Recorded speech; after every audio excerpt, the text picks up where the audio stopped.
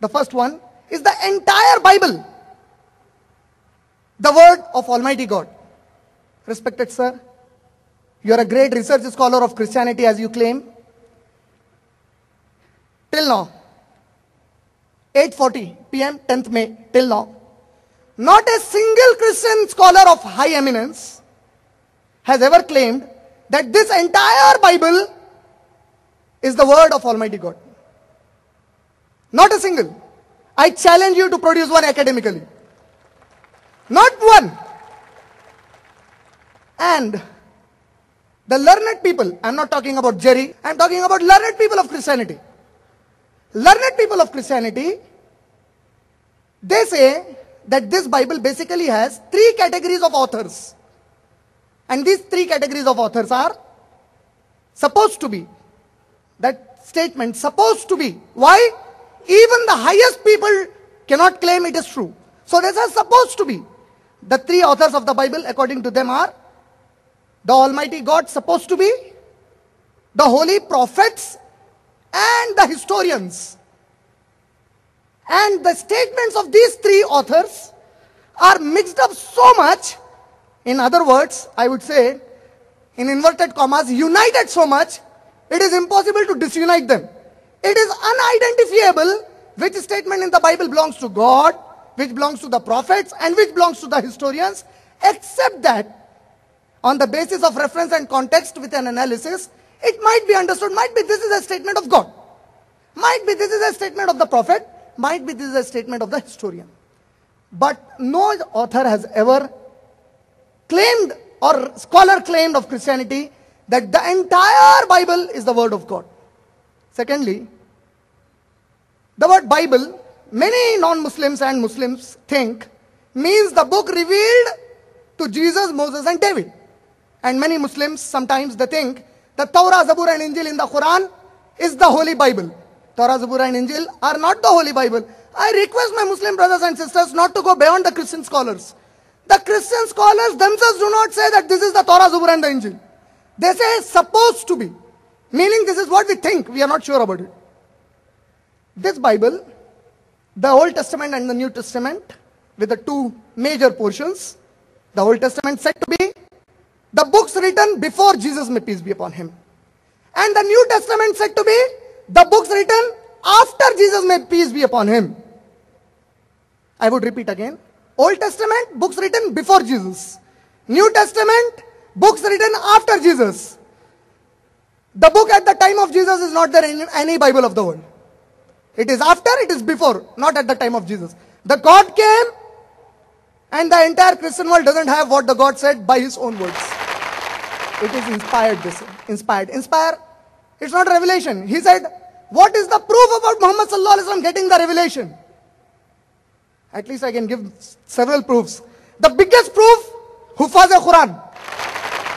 Can you show me any Hafiz of the Bible? I challenge you. Biggest proof of Quran being, the Bible not being the word of God. Quran has Huffaz. And Muhammad sallallahu alaihi wasallam was an Hafiz. And Jerry, I will give you a lifetime challenge to memorize the entire Bible. Whichever your choice. 73, 66, 87. There are so many Bibles. Whichever you want for your ease, memorize it. Not in English, in the original words.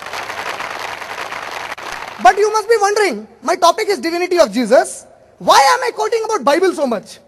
Because there is a book which says there are about 101 contradictions in the Bible. How many? These are minimum 101. There are 101 contradictions in the Bible. So this Bible that he has been so proudly quoting to prove Jesus is God. Believe it. I'll believe when you solve these 101 contradictions. Then, according to a magazine that is published from London, England, and that magazine is Awake, the Awake magazine. So that Awake magazine belongs to one of the staunchest Christian cult, Jehovah's Witness. So these Jehovah's Witness, they are masters in missionary work. Jerry is a small child compared to them. They are masters. So these Jehovah's Witness, the magazine that they have printed, the Awake magazine, They gave a shocking news. Shocking not for non-Christians, for the Christians. They gave a shocking news. And it was startling for the non-Christians. What was that news? It was printed in September 1957, 8 September 1957. The magazine prints. What does it print? 50,000 errors in the Bible. No Muslim publication. No Hindu publication. Pure, strong Christian publication. Saying 50,000 errors in the Bible. Jerry will not believe, I know. He will say, no, you see, so many people tried to prove it. It's not true. So I would like to give Jerry that he wanted to gift me. I don't want to gift you. Purchase it or read it and give it back to me. The preface of the Revised Standard Version.